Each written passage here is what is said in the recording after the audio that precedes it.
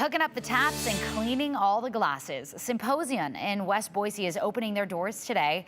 The bar closed about a month ago after they say new liquor license laws created new barriers.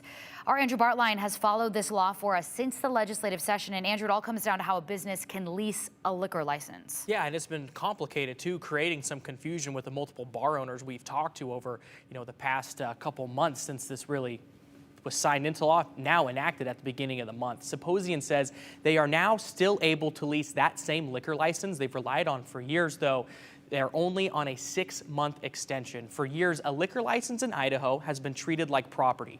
If you owned one, you can sell it or lease it to others, and only a fixed number of licenses exist in every city based on population, meaning a license could cost up to $400,000 in some places. State lawmakers look to correct that, arguing anything the state administers for a small fee should not then be returned as a large private profit.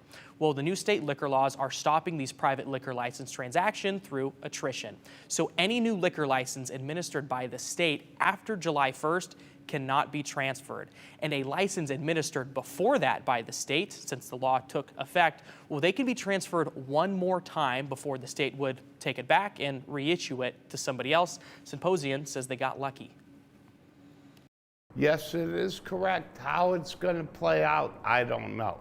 The law just went into effect the beginning of this month.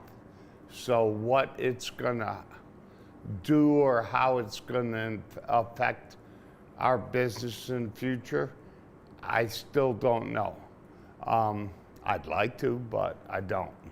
So how did Symposion get their lease back? Well, the law allows a license owner or the owner of a license to lease it and not count as a transaction under certain circumstances. So specifically, there's only one transfer left.